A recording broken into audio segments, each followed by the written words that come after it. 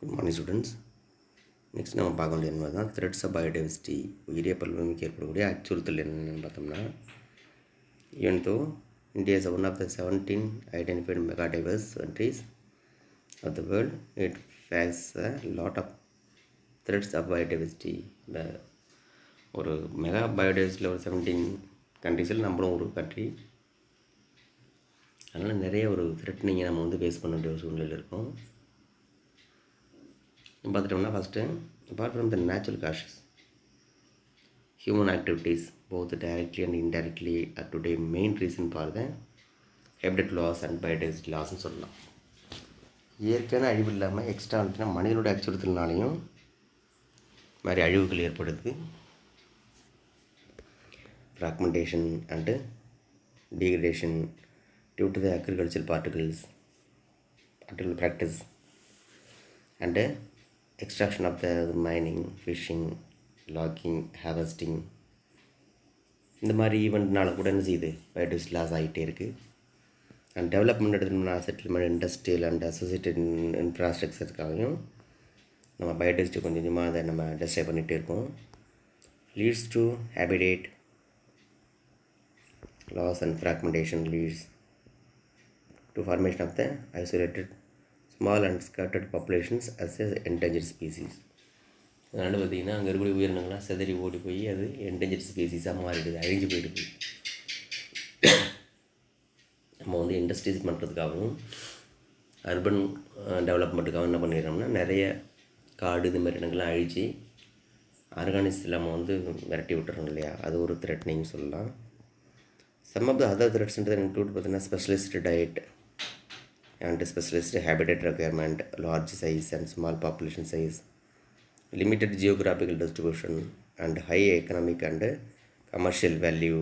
Large mammals by the virtue of their size require larger area to obtain the necessities of life, food cover met than to smaller mammals.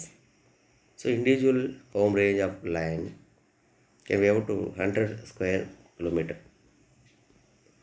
இப்போ சரியாக பார்த்திங்கன்னா இடம் கிடைக்காது, food கிடைக்காது, சிறிய அளவில் உள்ள கூட்டம், லிமிட்டட்னா ஜியோகிராபிக்கல் டிஸ்ட்ரிபியூஷன், இது எல்லாமே வந்து பார்த்திங்கன்னா அண்ட் பார்த்திங்கன்னா high economic and commercial value உள்ள ஒரு ஆர்கானிசம் வந்து நம்ம தேடி தேடி கொண்டுடுறோம். அதில் இருக்கக்கூடிய ஒரு மருந்து பொருள் இது மாதிரி எதுக்காவது எடுக்கிறதுக்காக, அது பிளான்ட்டாக இருந்தாலும் சரி அனிமலாக இருந்தாலும் சரி நம்ம தேடி எடுத்து முடிச்சிடுறோம். இதேமாதிரி கமர்ஷியல் வேல்யூ அதிகமாக இருந்தால் இது மாதிரி ரீசனுக்காக எடுத்திங்கன்னா அந்த விலங்குகளும் சரி தாவரம் சரி வேட்டையாடப்படுகின்றதுன்னு சொல்லலாம். அடுத்து பார்த்திங்கன்னா ஒரு சிங்கம் வாழ்றது ஒரு 100 ஸ்கொயர் மீட்டர் அளவுக்கு பிளேஸ் தேவைப்படுது. And male have specialised dietary needs such as carnivorous, frugivorous and need to for இதை over much longer area than general dietary herbivorous and omnivorous.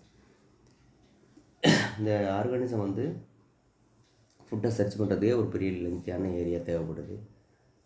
எல்லா ஆர்கானிசம் பறந்து நின்னக்கூடிய உயிரினங்கள் எல்லாமே வந்து பார்த்திங்கன்னா சர்வ் ஆகிறது ஃபுட்டுக்கு வந்து தேவையான ஒரு பெரிய பிளேஸ் தேவைப்படுது ஃபுட்டை தேடி அலையிறதுக்கு.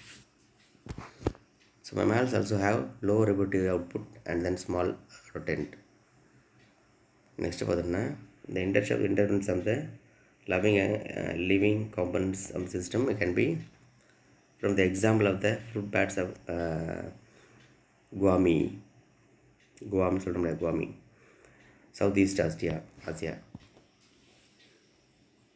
இந்த குவாமின்னு சொல்லக்கூடிய சவுத் ஈஸ்டில் ஒரு பிளேஸில் வந்து வாழ்ந்த ஒரு சின்ன ஸ்டோரி தான் ஃப்ரூட் பேட்ஸ்ன்னு சொல்லக்கூடிய அந்த பழந்தினி வாழில் வந்து அவங்க என்ன பண்ணாங்கன்னா ஒரு டேஸ்டி ஃபுட்டாக சாப்பிட ஆரம்பித்தாங்க. இந்த fruits bats are delicately hair hence population and dwindle by the not surprising. அதில் ஆச்சரியப்படுறதுக்கு ஒன்றுமே இல்லை. என்னென்னா அது ஒரு டெலிஷியஸ் ஃபுட் அப்படிங்கிற மாதிரி இருந்ததுனால எல்லா மக்களும் அதை பிடிச்சி சாப்பிட ஆரம்பிச்சிட்டாங்க. What surprising that local food production got affected. அதனால் உள்ளூரில் இருக்கக்கூடிய நிறைய பழங்கள் உற்பத்தியானது குறைய ஆரம்பிச்சிது. வவ்வாலை பிடிச்சி இந்த பாட்ஸை பிடிச்சி வந்து சாப்பிடுவோம். ஏன்னா இந்த வவ்வால் வந்து identify with bats develops pollinator, அது ஒரு பாலினேட்டர் ஐடென்டிஃபை ஆகிருந்தது. So hence the need for the consideration diversity that could be aware to such in situation. அந்த மக்கள் பிடிச்சி சாப்பிட்டதுனால உள்ளூர்லேயே பழங்கள் உற்பத்தியானது குறைஞ்சி போச்சு. ஏன்னா அது பாலினேட்டராக இருந்தது, அதை சாப்பிடுவோம், பாலினேஷன் நடக்கலை, ஃப்ரூட் ஃபார்மேஷனுங்கிறது இல்லாமல் போயிட்டு. அது பார்த்தீங்கன்னா காஸ்ட் ஆஃப் பயோடைவர்சிட்டி லாஸ் பார்க்குறோம். ஒரு important 5 mark. Major cost of the biodiversity loss பார்த்தீங்கன்னா habitat loss and fragmentation and destruction affect 73% of the all species சொல்லலாம். அண்ட் பொல்யூஷன் அண்ட் பொல்யூட்டன்ட், அதாவது smog, pesticide, herbicide, oil slick, GHG, இது எல்லாமே வந்து பயோடைவர்சிட்டியை threaten பண்ணக்கூடியன்னு சொல்லலாம். Climate change ஒரு காரணம், introduction of alien exotic species, over exploited resource, இதெல்லாம் poaching and indiscriminate cutting up trees, over fishing, hunting, mining, இந்தமாரி ப்ராசஸில் எல்லாமே பார்த்திங்கன்னா பயோடைவர்சிட்டி லாஸ் ஆகிட்டே இருக்குது.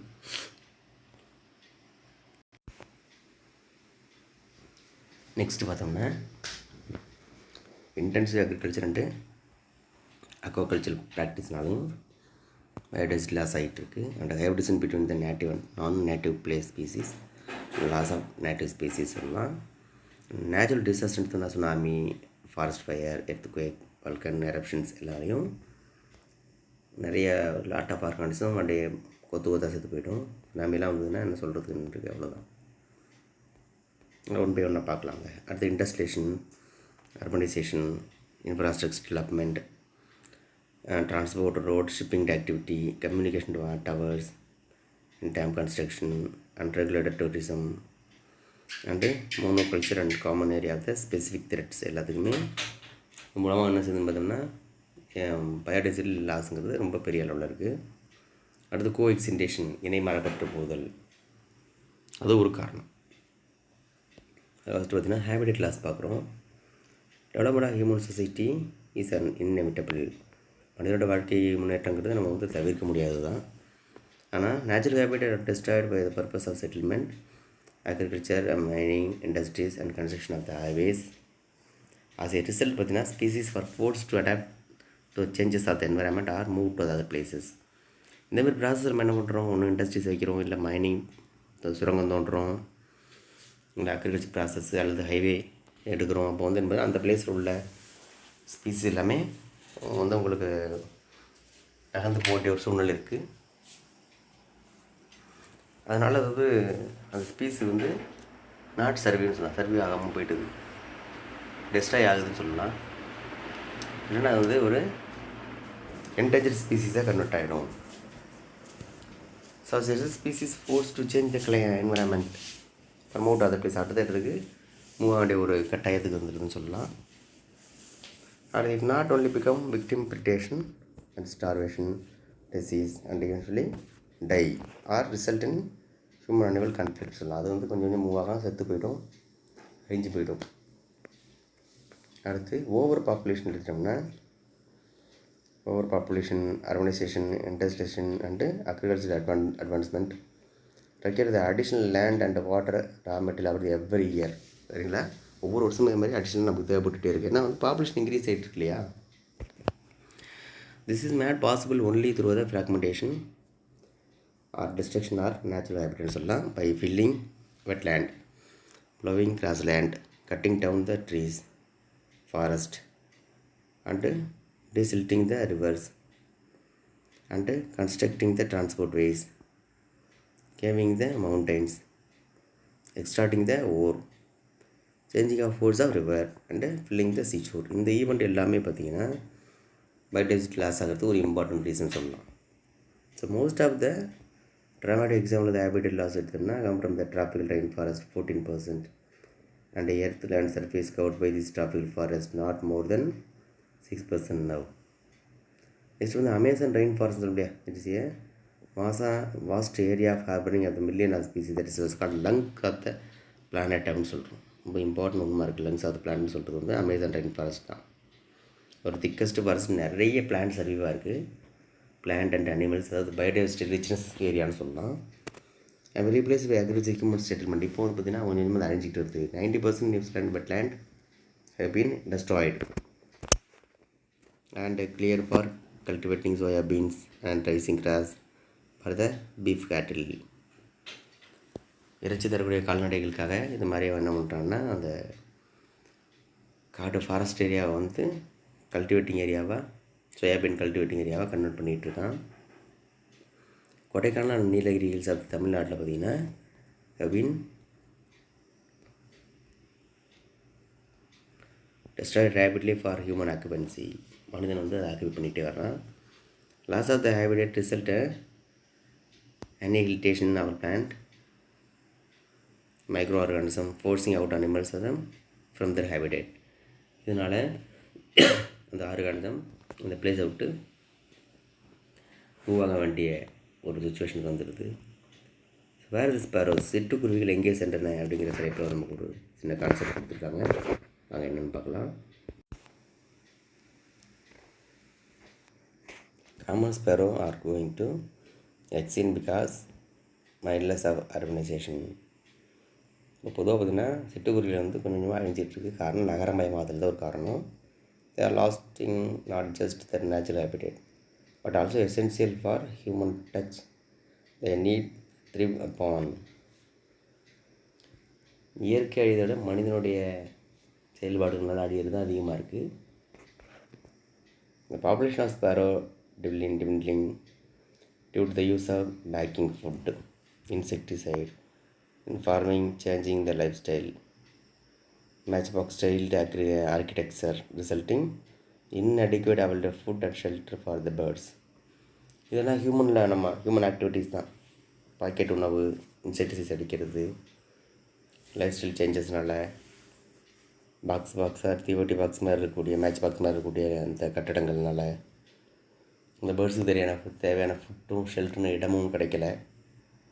Unlike pigeons can make the nest on the ledges. புறாக்கள் பார்த்திங்கன்னா அந்த ஓரம், அது ஜன்னல் ஓரத்தில் இடம் கூட கூடு கட்டிக்கும். ஆனால் sparrows need cavity to build that nest. ஆனால் சிட்டுக்குருவிக்கு ஒரு பொந்து மாதிரி தான் தேவைப்படுது. அப்போ அது கட்டடங்களில் கிடைக்காதனால அது அதோட ஸ்பீசிஸ்ங்கிறது ரொம்ப குறுகிட்டே வருது அந்த ஸ்பீஸ். அடுத்து ஹேபிடேட் ஃப்ராக்மெண்டேஷன் பார்ப்போம். ஹேபிடேட் ஃப்ராக்மெண்டேஷன் எடுத்துகிட்டோம்னா is the process of the large continuous area of habitat. இப்போது reduced area divide into 2 or more fragments சொல்லலாம். இந்த ஃப்ராக்மெண்டேஷன் ஆஃப் ஹேபிடேட் தான் like forest land into crop land or called lands and plantations, urban areas and industrial estates. Transport of transit systems has resulted in the destruction of the complex interactions amongst the species. அது food chain, food web எல்லாமே disturb ஆகிடுது. Destruction of the species into clear region சொல்லலாம். Annihilations of species restrict the habitat, endemic ஸ்பீசிஸாக convert ஆகிடும். And decreased biodiversity habitat fragment ஆகிடும். Animal required for the large dietaries such as mammals and birds are severely affected. பொதுவாக பார்த்திங்கன்னா அந்த டெரஸ்ட்ரியில் இருக்கக்கூடிய எல்லா அனிமல்ஸும் வந்து டெஸ்ட்ரை ஆக ஆரம்பிக்குது. இந்த எலிஃபெண்ட் பார்த்திங்கன்னா 11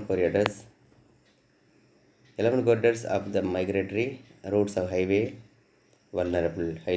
அதாவது யானைகள் நடந்து போகக்கூடிய தடங்கள், அது மாதிரி வழித்தடங்கள்லாம் அழிஞ்சு போயிடுது.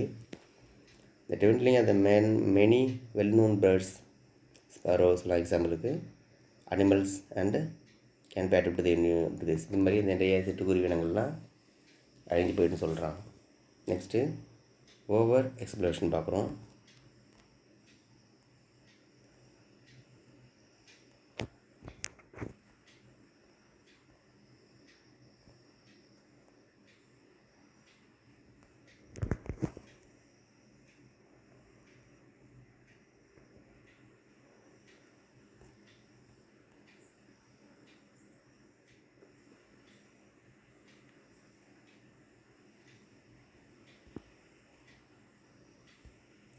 ஓகே, ஓவர் எக்ஸ்பிரஷனை நெக்ஸ்ட் வீடியோவில் பார்க்கலாம். Thank you students.